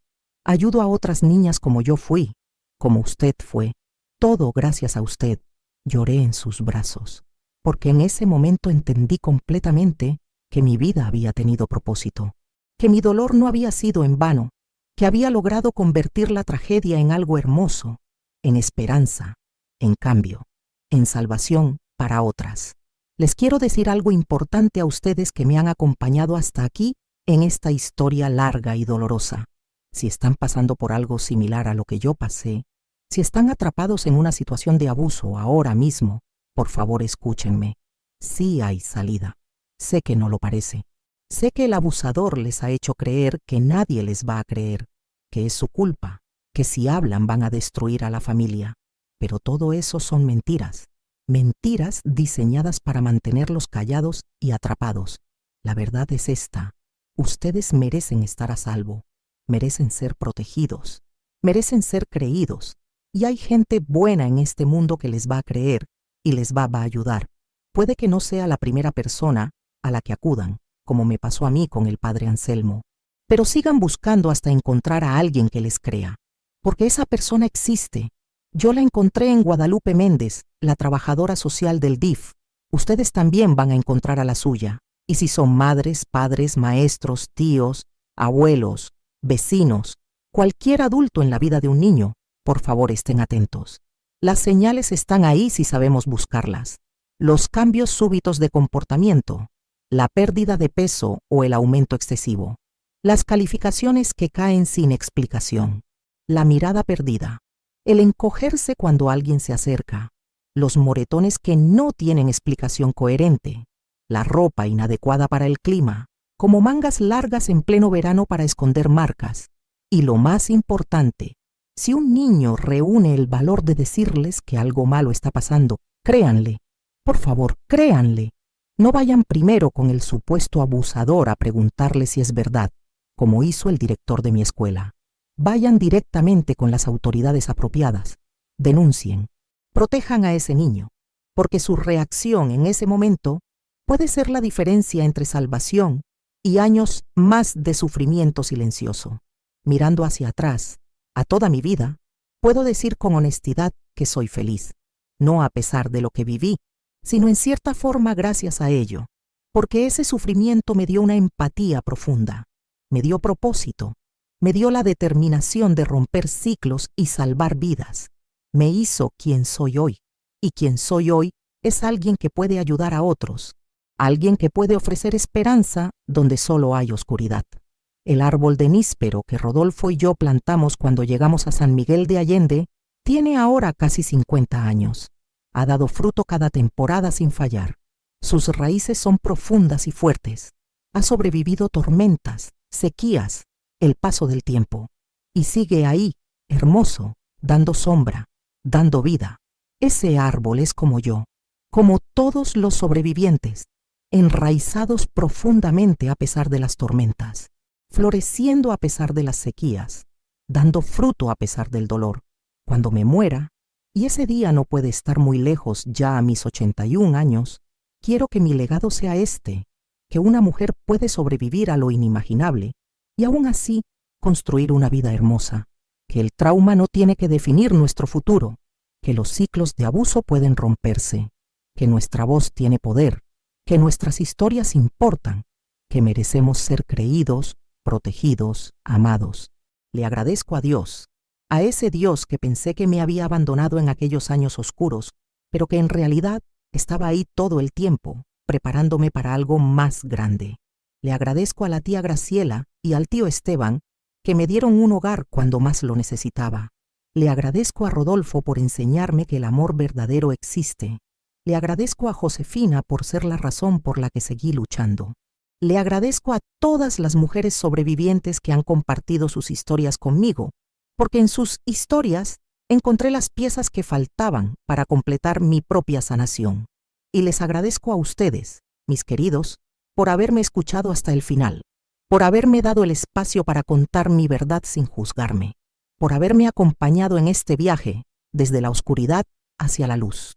Si tú también has cargado con un silencio que te pesa, si también has vivido con miedo y aún así sigues de pie, comenta esta frase: yo también merezco vivir sin miedo. Tu comentario puede ser la luz que otra mujer necesita para atreverse a hablar. Puede ser la señal que alguien más necesita para saber que no está sola.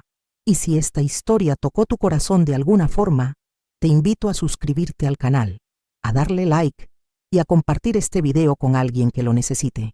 Porque estas historias necesitan ser contadas. El silencio necesita ser roto. Y juntos, juntas, podemos crear un mundo donde ninguna niña tenga que pasar por lo que yo pasé. Si conoces a alguien que pueda estar pasando por una situación de abuso, no te quedes callado. Actúa, denuncia, Protege. Sé la persona que esa niña o niño necesita. Sé la Guadalupe Méndez en la vida de alguien. Sé la tía Graciela. Sé la profesora Consuelo que al menos intentó ayudar, aunque no supiera cómo hacerlo bien. Nadie debería cargar sola con un dolor tan pesado. Nadie debería tener que sobrevivir a la oscuridad sin una mano que la ayude a levantarse. Seamos esas manos las unas para las otras. Seamos esa luz en la oscuridad de alguien más. Mi nombre es Carmen Soledad Mendoza. Tengo 81 años.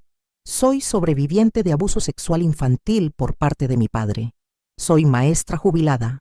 Soy viuda. Soy madre. Soy abuela. Soy activista. Soy sanadora. Soy libre.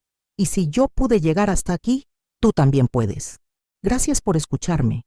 Gracias por creerme. Gracias por estar aquí. Y recuerden, su historia importa.